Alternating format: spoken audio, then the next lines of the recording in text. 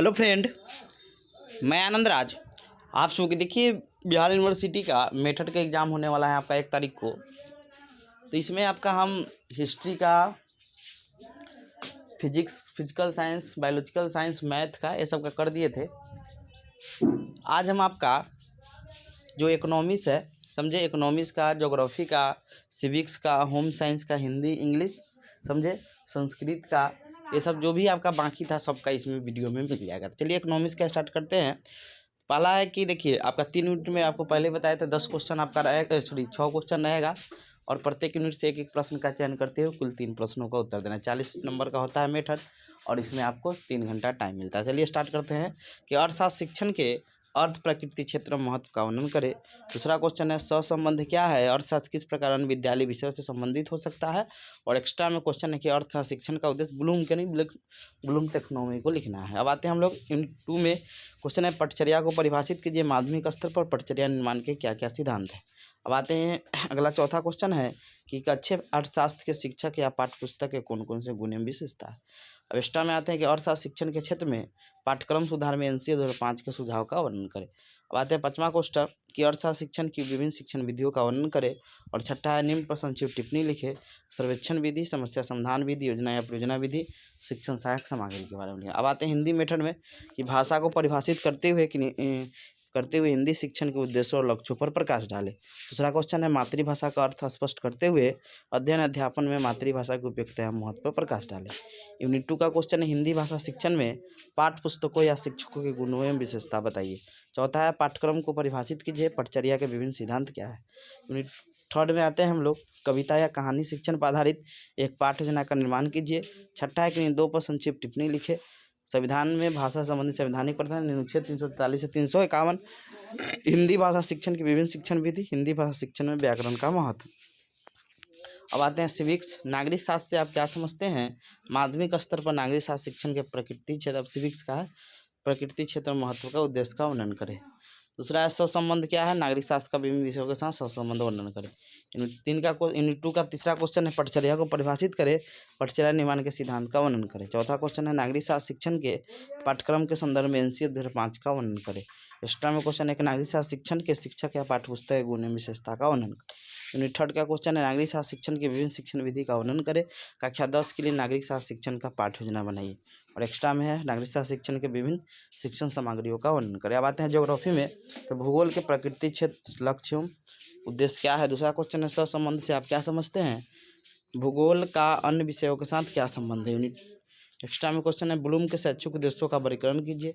Unit 2 का question है पटचर्या को परिभाषित कीजिए, पटचर्या निर्माण के सिद्धांत बताइए। चौथा एक अच्छे भूगोल शिक्षक या पाठ्यपुस्तक गुण एवं विशेषता लिखिए। यूनिट 3 का क्वेश्चन है भूगोल शिक्षण विधियों की सूची बनाइए, आपके अनुसार सबसे उत्तम 2 शिक्षण विधियों का वर्णन करें। छठा क्वेश्चन है भूगोल शिक्षण में दृश्य सामग्री का वर्णन करें। एक्स्ट्रा में है मस्तिष्क उद्दीलन, प्रोजेक्ट विधि, अवलोकन विधि। अब आते हैं कॉमर्स का, ठीक है, वाणिज्य शिक्षा के अर्थ प्रकृति क्षेत्र उद्देश्य महत्व का वर्णन करें। वाणिज्य शिक्षण का अन्य विषयों के साथ संबंध बताइए।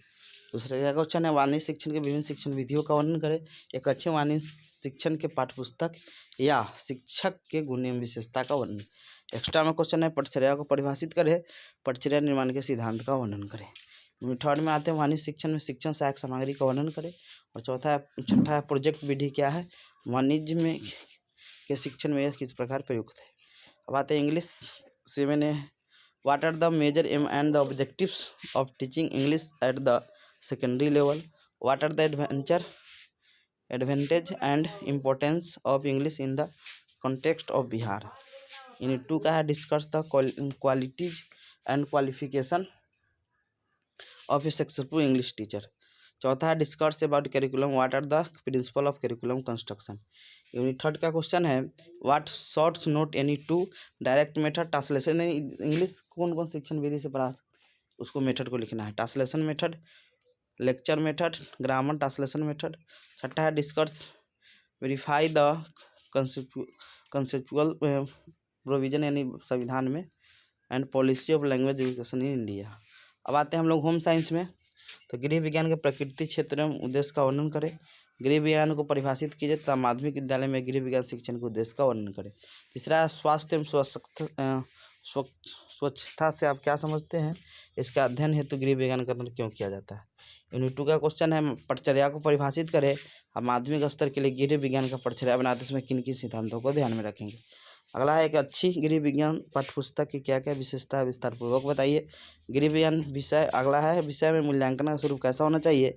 वर्तमान मूल्यांकन पद्धति के गुण दोषों की चर्चा करें। यूनिट 3 में आते हैं कि माध्यमिक स्तर पर गृह विज्ञान शिक्षा सर्वोपदेश सामग्री और गृह विज्ञान शिक्षण के विभिन्न शिक्षण विधियों का वर्णन करें। अब आते हैं संस्कृत, लास्ट है आपका, कि संस्कृत भाषा की सामाजिक, सांस्कृतिक, भाषाई तथा साहित्यिक विशिष्टताओं की विवेचना करें। संस्कृत भाषा के प्रकृति, क्षेत्र, महत्व का वर्णन करें।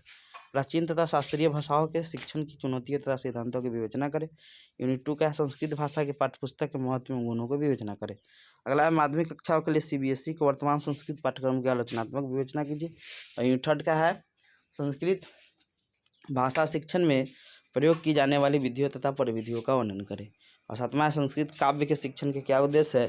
संस्कृत काव्य शिक्षण के पाठ्यक्रम के मुख्य चरणों को लिखें। तो ये आपका हो गया, समझ गए।